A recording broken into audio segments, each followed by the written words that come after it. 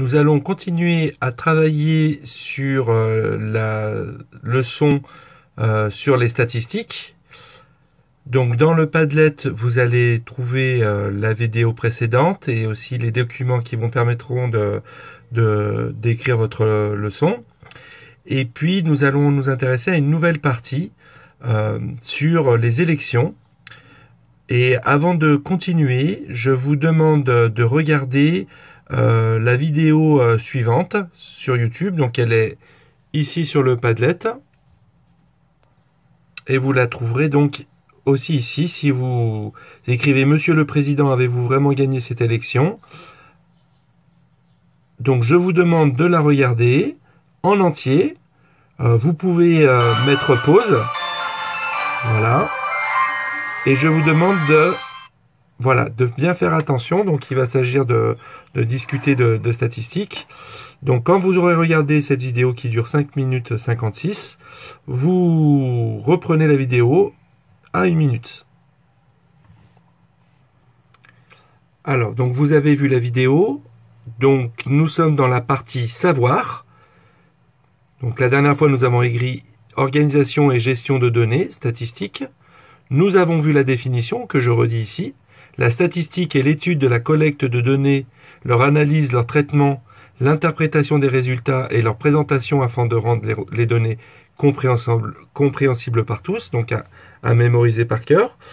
Et comme vous avez pu le voir dans la vidéo, il a bien été ici question d'une collecte de données. Il s'agissait donc des votes des électeurs, de leur liste.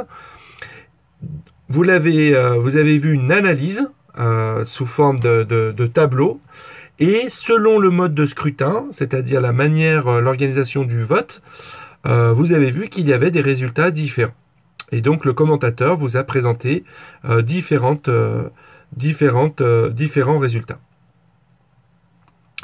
Donc je vous demande à la suite donc d'écrire ce titre, lire des données sous forme de données brutes, de tableaux et de graphiques, ce qui est demandé dans les programmes. À la suite d'écrire recueillir des données et les organiser. Donc vous avez votre document, vous avez déjà écrit la définition du concept de statistique. Vous écrivez donc lire des données sous forme de données brutes et de tableaux graphiques, recueillir des données et les organiser. Vous avez collé, mais ce n'est pas nécessaire. Si vous ne l'avez pas fait, ce n'est pas gênant. Donc là, c'était juste pour vous rappeler à partir de quoi je vais écrire le texte sur le côté. Et je vous dicte. Dans le cas d'un scrutin, on collecte les données, entre parenthèses, les listes choisies par les électeurs. Donc ça, c'est ce qui s'est passé dans la vidéo. Nous allons les analyser et les traiter à l'aide d'un tableau. Dans la vidéo, on voit que selon le mode de scrutin, l'issue de l'élection est différente. Alors je rappelle, un scrutin, c'est un mode d'organisation pour voter pour une personne qui va nous représenter. Alors, à la suite, vous allez reproduire le tableau, donc ici.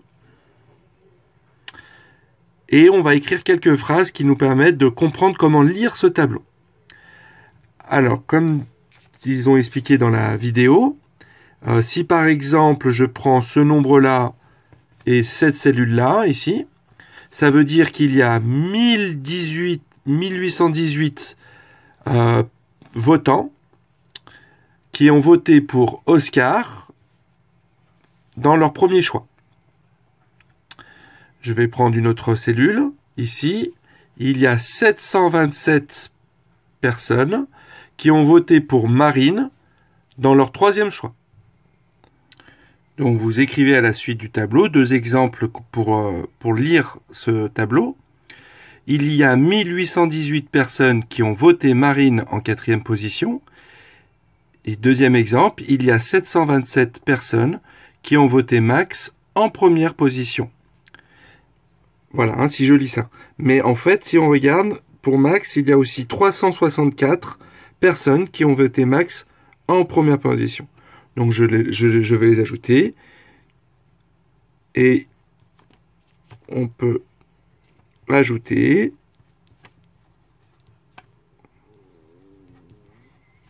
364 personnes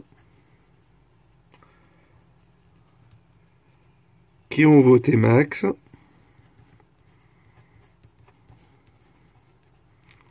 en première position.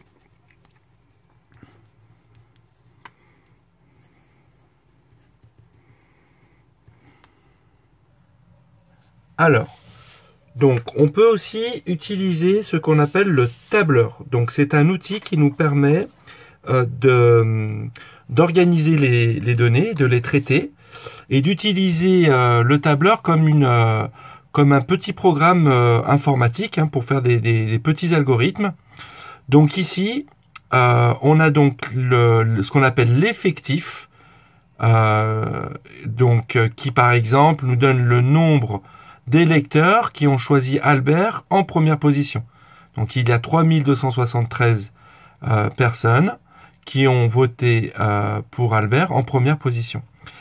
Alors, on peut demander, donc ça correspond à tous les votants, ils sont tous bien séparés, et on va demander ici, donc dans la cellule, alors on parle de cellule, là par exemple ici c'est la colonne B et la ligne 3, donc c'est la cellule B3, donc on lit, il y a 2582 personnes qui ont voté Albert en 5e position dans la cellule B3, et on va demander au tableur, donc on va lui écrire dans le registre algébrique la somme de toutes ces valeurs. Donc ici je vais écrire égal, donc vous voyez qu'il apparaît ici dans cette colonne, enfin dans cette ligne, et il apparaît ici. Et j'ai deux possibilités. Soit je clique sur la cellule, donc il m'écrit automatiquement l'écriture A2, donc ça veut dire le contenu de la cellule A2. Soit je peux l'écrire à la main. Donc par exemple, si je veux écrire la cellule A3, j'écris A et 3. Donc vous voyez qu'il a écrit A3. Donc la petite astuce, c'est qu'on peut cliquer directement sur la cellule, ce qui permet, voilà, d'écrire la somme des contenus de chaque cellule. Donc en fait, la somme de tous les électeurs pour chaque catégorie. Voilà, donc A7. Et ensuite, donc, je peux rentrer ici, entrer, et il a calculé la somme de tous les électeurs, et il y en a 10 000. Si, par mégarde ou par erreur, ou parce que je veux changer les valeurs, je change ici le nombre, donc par exemple ici, au lieu de mettre 3273, je mets 3000, vous voyez qu'automatiquement, l'ordinateur calcule l'effectif qu'on appelle total. Donc ici, vous voyez, j'ai changé la valeur, mais il n'a pas changé l'expression, l'écriture de la somme. Donc le tableur est un outil informatique qu'on utilise beaucoup en statistique. Je vais ramener les valeurs de départ. Alors, on va écrire à la suite. Donc, utiliser le tableur, ou parfois on appelle ça une feuille de calcul. Alors, je vous demande de reproduire juste la partie gauche du tableau, puisque les valeurs, là, je ne vais pas les utiliser. Donc ça, on appelle ça la colonne A, ensuite la colonne B, la colonne C, etc. La ligne 1, la ligne 2, la ligne 3, etc. Et donc, on va écrire une formule. Alors, je vais l'écrire ici dans la cellule A7, mais je pourrais l'écrire dans une autre cellule qui pourrait m'intéresser. Donc, vous faites une petite flèche ici. Une petite flèche. Et vous écrivez. On écrit le symbole égal. Donc, l'ordinateur, il comprend que c'est un calcul qu'on va lui demander. On écrit la valeur à 1. Alors moi j'aime bien donner un petit cadre pour bien comprendre que c'est vraiment ensemble. C'est comme une adresse qui renvoie à un seul contenu, donc c'est pas deux choses séparées. Plus la cellule A2, plus la cellule A3, plus la cellule A4, plus la cellule A5, plus la cellule A6, et ensuite on fait retour chariot. Alors, petite astuce, on peut demander à l'ordinateur d'écrire directement, donc on pourrait écrire ça on est sûr de faire l'addition, égale, donc au lieu d'écrire la somme, ici on lui demande somme, on l'écrit en toutes lettres, entre parenthèses, de la cellule A1 à la cellule A6. Et on écrit 2 petits points, ce qui veut dire que l'ordinateur va comprendre qu'il va prendre la cellule A1, la cellule A2, la cellule A3, etc. jusqu'à la cellule A6. Et on ferme la parenthèse. Donc écrire ça ou écrire ça, ça nous permet de calculer la même somme ici. Alors vous voyez ici, donc j'ai écrit, alors il y a eu un petit décalage par rapport à ce que j'ai écrit sur le papier. Donc celle-là ici, moi je l'avais mis dans la cellule A1, mais ici il faut le regarder dans la cellule A2. Donc j'écris égal, somme, alors en minuscule ou en majuscule, c'est pas gênant. On ouvre la parenthèse, A2 jusqu'à A7, vous voyez ici. Et donc quand je fais retour chariot, il me calcule bien la même valeur. Voilà, donc 2 façons de calculer la somme. Donc je vais vous demander maintenant d'écrire le vocabulaire, et c'est un vocabulaire qu'il faudra retenir par cœur. Première chose, donc en statistique, on étudie une population. Donc une population, elle est constituée d'individus. Alors une population statistique, ça peut être des êtres humains, comme on a vu avec Florence Nightingale et John Snow par exemple, mais ça peut être aussi des chats, comme on l'a vu avec les élections, et ça peut être aussi des objets, donc comme des boulons, des vis, des meubles, voilà. Donc vous écrivez une population étudiée en statistique, alors il y a une erreur, donc c'est est constituée d'individus, des poissons, des arbres, des humains, des boulons, etc. Donc vous écrivez, une population étudiée en statistique est constituée d'individus. Ces individus, ça peut être des poissons, des arbres, des humains, des boulons, etc. Vous écrivez à la suite, pour étudier une population, il faut identifier un caractère, par exemple la couleur des poissons, la taille des arbres, etc.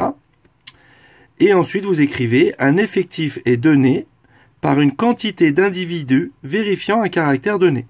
Par exemple, on va chercher l'effectif du nombre de poissons rouges. Alors, un effectif, ça veut dire un nombre de.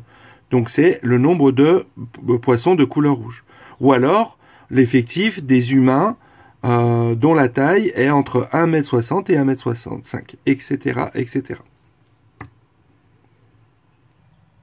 Donc, vous avez recopié cette partie-là et vous devez la mémoriser.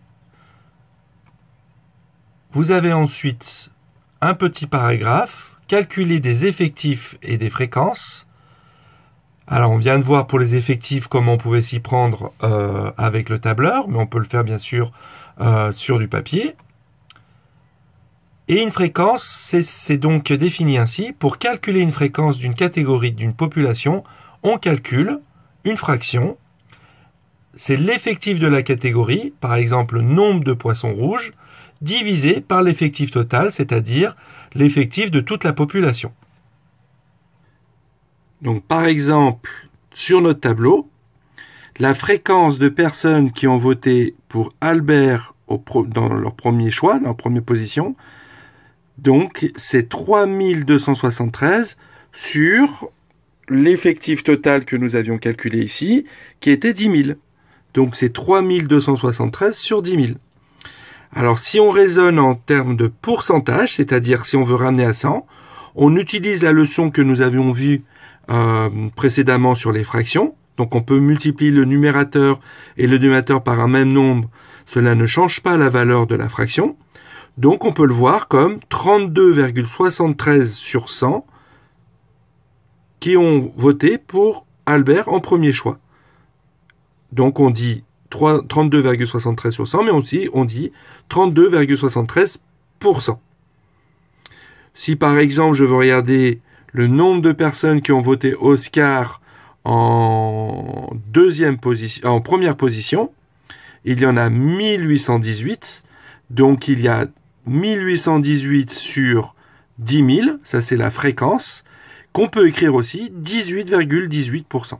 Donc c'est ce qu'on voit beaucoup à la télé quand les élections sont présentées. Hein, on nous parle plutôt de pourcentage plutôt que de fréquence. Mais les pourcentages sont trouvés à partir des fréquences. Donc vous écrivez à la suite, calculer des effectifs et des fréquences. Pour calculer une fréquence d'une catégorie d'une population, on calcule, donc comme vous l'avez vu sur le diaporama, effectif de la catégorie sur l'effectif total. Et on prend vous écrivez l'exemple suivant. La fréquence de personnes qui ont voté Albert au premier choix est donc 3273, vous voyez, c'est l'effectif de cette catégorie-là, sur l'effectif total qui est 10 000. Et on peut exprimer toujours une fréquence sous forme de pourcentage en utilisant la proposition qu'on avait vue dans la leçon précédente. Donc vous voyez qu'ici 10 000 c'est 100 fois 100. 3273, je peux l'écrire 32,73 fois 100. Donc je peux, vous voyez, comme on dit, simplifier et écrire 32,73 sur 100. Et une notation que l'on voit très souvent dans la pratique, c'est ce petit symbole, donc un petit rond, une barre et un petit rond. Et donc il faut faire attention, ça ne veut pas dire que c'est une unité, comme par exemple le centimètre, le kilogramme ou autre chose, mais ça veut dire exactement ce qu'on a écrit ici. Hein, donc c'est deux écritures différentes, mais qui veulent dire la même chose. Hein, donc c'est une fraction. Voilà, donc je vous demande de bien reprendre toute cette leçon, de retenir et de mémoriser parfaitement le vocabulaire, hein, qui est très, très important dans l'utilisation des statistiques.